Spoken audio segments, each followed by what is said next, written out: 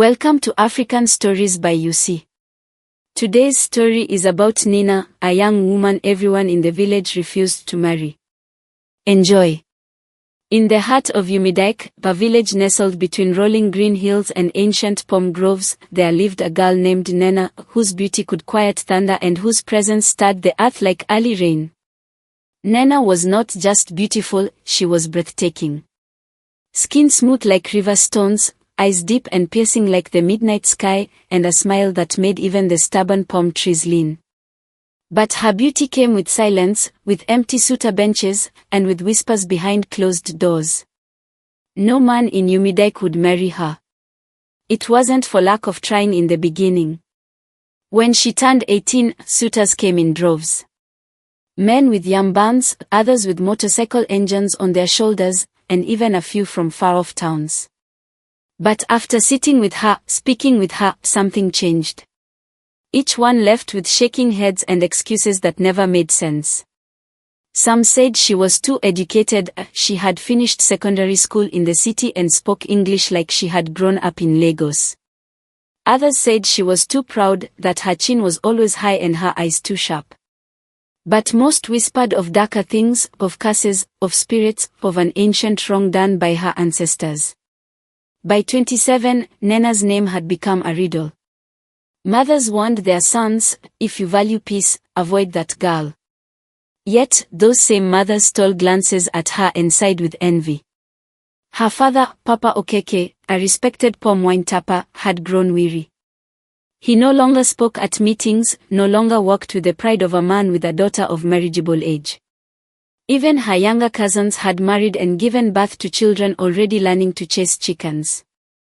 Still, Nnenna carried herself with grace. She helped at the health center, taught the village girls how to read, and danced during the New Yam festival like a flame in the wind. Then one Harmattan morning, a stranger came.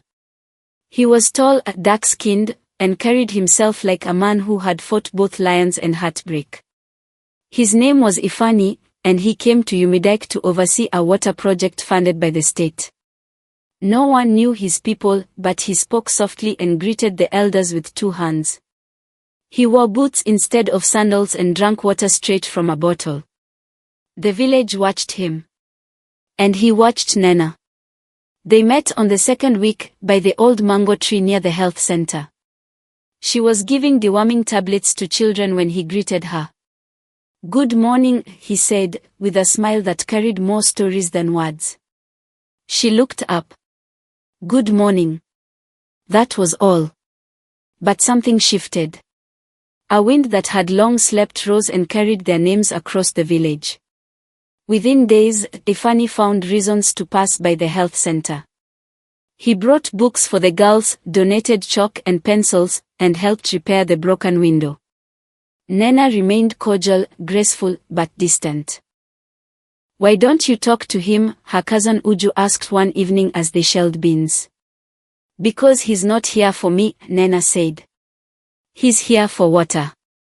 But Ifani was drawn. Not just to her beauty, but to the weight in her eyes. The silence behind her smile. When he finally asked to walk her home, she hesitated. Then said yes. They walked often. Under moonlight. By the river. Through the market. She told him of her dreams to be a nurse. He told her of his father's death and why he stopped going to church. Still, she kept a wall. One night, by the river, he asked, "Why do you push everyone away?" She looked away. "Because I was born different." "How?" "My grandmother was accused of witchcraft. She was buried at the edge of the forest. My mother was forced to marry a man twice her age to cleanse the family. I was born from that union. The elders say I carry her spirit. That any man who marries me will lose everything." Ifani was quiet. "Do you believe them?" she asked. "I believe in choice," he said. "And I choose you." They kissed under the moonlight. And everything changed. When the village heard, chaos followed. Does he not value his life? Is he mad? He doesn't know what he's doing. But Ifani stood firm. He met Papa Okeke and declared his intention. I love her. I will marry her. And for the first time in years, Papa Okeke smiled. The elders summoned Ifani. They told him stories. Showed him the grave. Warned him of drought, of madness, of ruin. He listened. Then stood. Your fears are real. But so is my love. The silence was long. And then, one by one, the elders nodded. They married under the old mango tree. The same place they met. The whole village came out of curiosity, fear, hope. And when nothing happened, when the sun rose and no thunder struck, people began to whisper a different story. That maybe love was stronger than a curse. Years passed. Nnenna became a nurse. Ifani built a clinic. They had 2 children who chased chickens and climbed trees.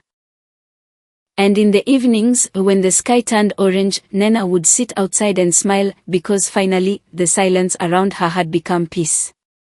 And all the men who once refused to marry her. They watched from afar, wondering how they ever looked at gold and saw a curse. The end. What's your thought about the story? Let's get to hear it in the comment section.